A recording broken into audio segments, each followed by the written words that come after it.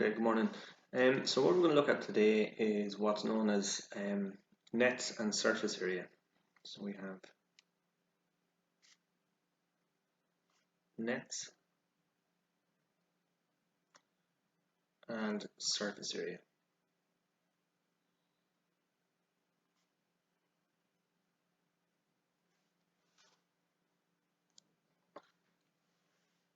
So if we were to think about what do we mean by a net?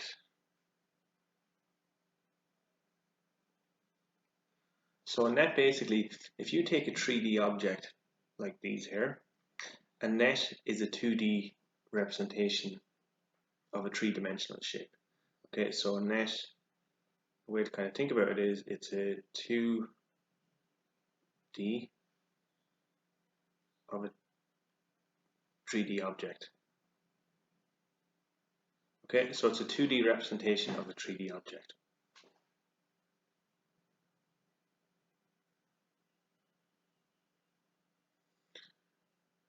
Now, nets are very useful because when it comes to 3D objects like the guys that we have here, we can use nets to calculate the surface area. It makes it a little bit easier to try and work out, for example, the surface area of a three-dimensional object.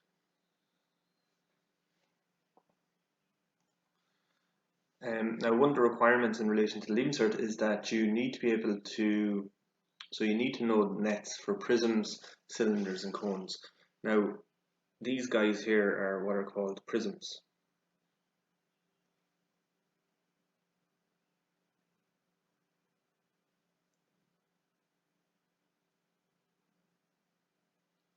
And what that means is that if you were to take a cross, like let's say if you were to take a cross section of any of the whole way down the length of any of these shapes or 3D objects, they have the same cross section. They have the same cross section along the whole length of the shape. And shapes or 3D shapes that are like that are what are known as prisms. Now, a typical question you could be asked, let's say for something like this. So one would be draw an accurate net for the rectangular prism on the right. Okay, so we have a rectangular prism here. And you've been asked to draw a net for this prism. So let's have a look at that and see how we go about doing that. So the first thing you want to do, so you're going to draw the base. Okay, so the base, if we think about the base, so we can just draw something like this. So that's the base. Then you want to draw the sides. So the base is going to be under here. Then you want to draw the sides. Okay, so let's say our sides are going to be, you're going to have one this side here, this side here. Okay, so we can draw those sides, something like this, something like this. Okay, so that's the two sides. Then you want to draw the front and the back. Just use a different color. So we're going to have that one. So we're going to have this piece, and then let's say at the back, you want to draw the front and the back. Again, these are long pieces as well. Something like that. Okay, well,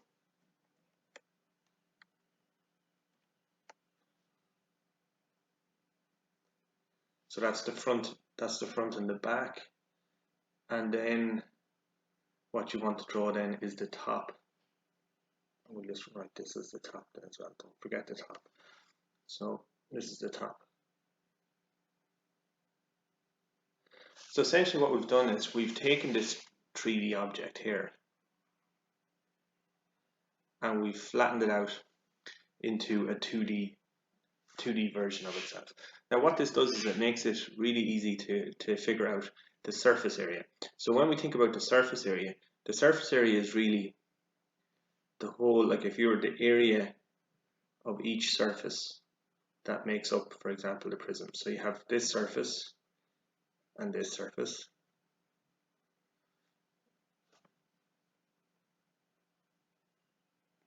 Okay, and then you have this surface and this surface, and you have this surface in here, and then you have this surface down here at the bottom. So these are known as the surface, each surface, and we know that we know what area is. Area is length by breadth. So surface area is just what you're doing is you're getting the area of each face or each side, let's say on your 3D shape, and you're working out the area and then you're adding them all up. So what we can do is we can fill in some of the dimensions that we have here. So let's have a look. So if we think, so the top and the bottom, for example, so the top and the bottom, there's one there and there's one there. Okay, the dimensions for that, it's 2 centimeters by 3 centimeters. Okay, and that's just coming directly from the shape that we're looking at. So, and we have 2 of them. If we take the front and the back, for example, the front and the back, then we have, so it's 3 by 7. 3 centimeters multiplied by 7 centimeters. And we have 2 of those. So we've one there and one here.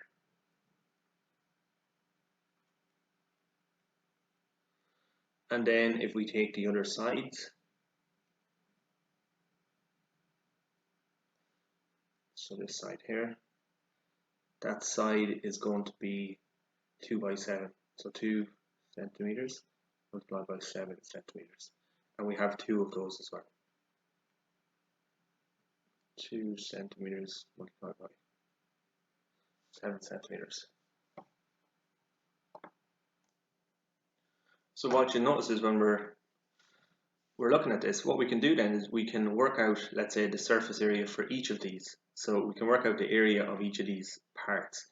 So let's say if we focus on this one here, so it's 3 by 7, so that's going to be equal to 21 centimeters squared. And this one here is going to be 21 centimeters squared as well. If we take the purple part, so it's 2 by 7, that's equal to 14 centimeters squared. And this one here is going to be 14 centimeters squared. If we take this one here, so it's 2 by 3, so that's equal to 6 centimeters squared. And we have 2 of those, equal to 6 centimeters squared. So if we want to work out the total surface area, all we have to do then is just to add these up. Let's just make a little bit more space.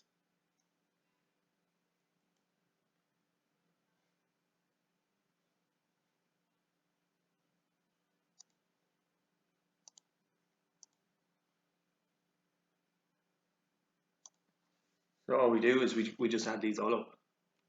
So let's think about it. So we have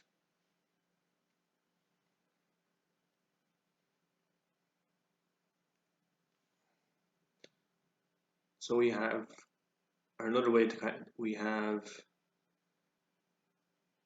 21 and 21. We have 6 and 6, 6 and 6. We have 14 and 14.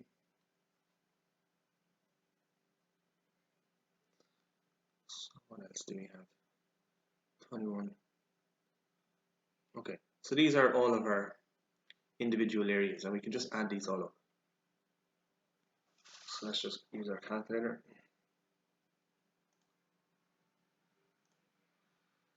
So we have 21 plus 21 plus 6 plus 6 plus 14 plus 14. So that gives us 81. 80. So it's 82.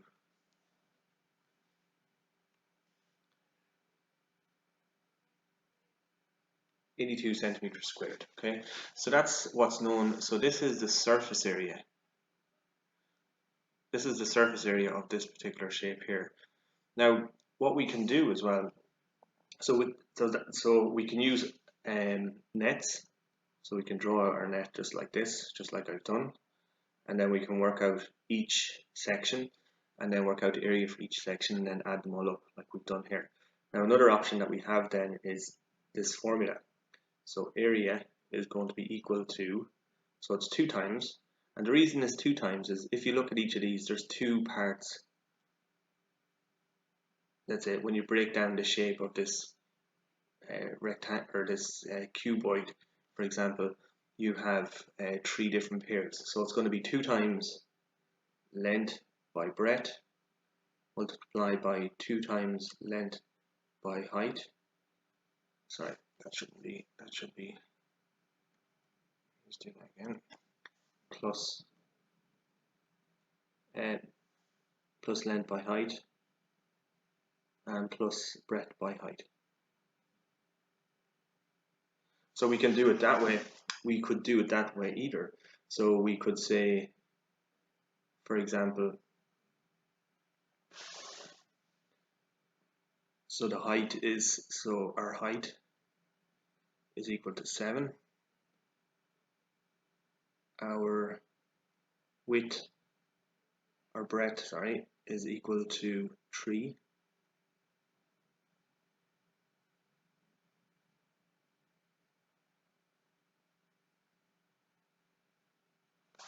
Sorry, our breadth is equal to 2, should I say.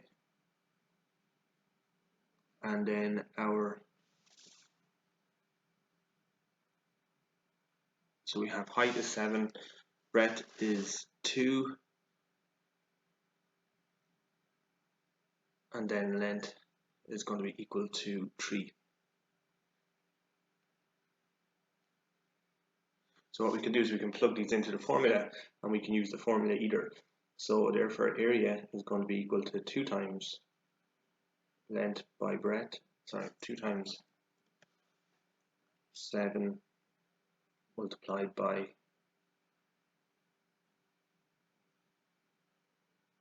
2 plus 7 times 7 multiplied by 3 plus